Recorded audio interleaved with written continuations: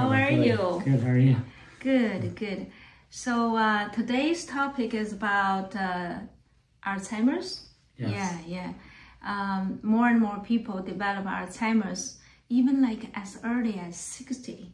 So I heard a gene plays certain roles, but I just read some articles saying that the gene only play 10%.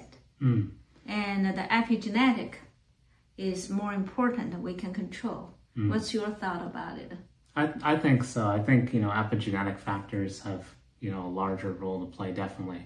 But there is a gene that people can test to get some sense of their risk. So about 2 to 3% of the population has 2 of the ApoE4 gene mutations, and those are associated with increased risk of Alzheimer's disease.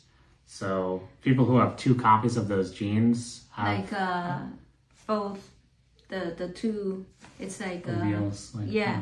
Yeah. They have 2 genes together from father and mother, then they have increased risk. Right. So then the risk is about, I think, 60% or so of Higher. developing Alzheimer's disease over, by the age of 85. Whereas Age 85? up by age 85, there's about Okay. 60% risk of developing Alzheimer's disease, which is pretty high, Yes. But it doesn't mean it's certain, right? Yes, at all. yes. You still have 40% you can control, right? Right. But if you modify your lifestyle and get rid of all the risk factor like high sugar, high salt diet, and the wine, I think wine plays very important roles. I have a bunch of patients that they are psychologists and they were very smart, but they believe in 1 glass of wine is good for them. So they drink this 1 glass of wine, not excessive, but every day. And then they also love chocolate, sweets, not the dark chocolate. And then I think as early as 60-ish, they develop the Alzheimer's.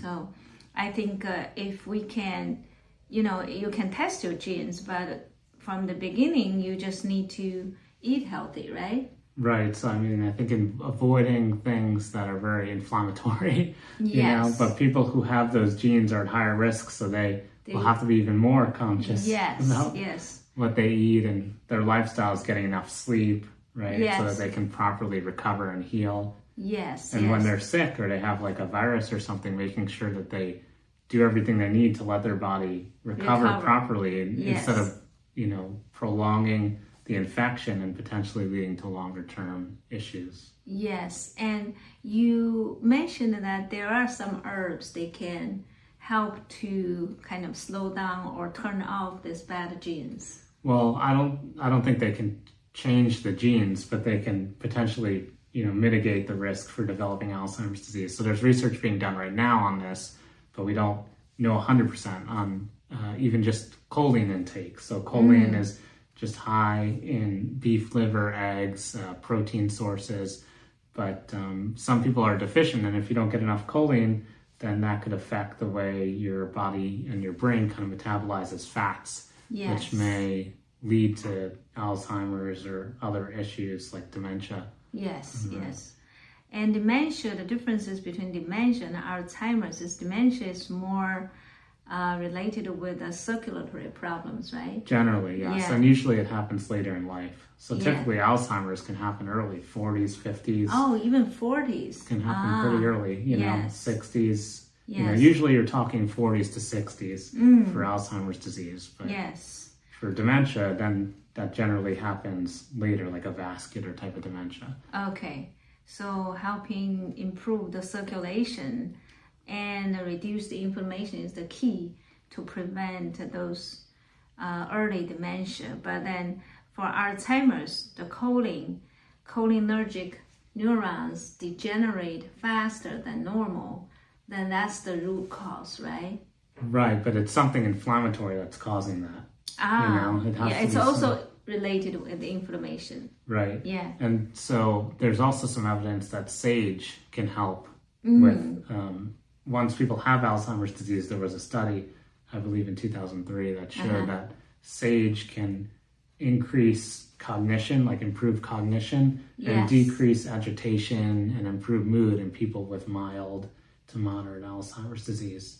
Is that high dosage or? I don't think it was. I think it was a tea that they drank. Okay, tea, sage tea. Oh. Yeah, and high doses you have to be careful with. Yes, you mentioned that. It could be toxic.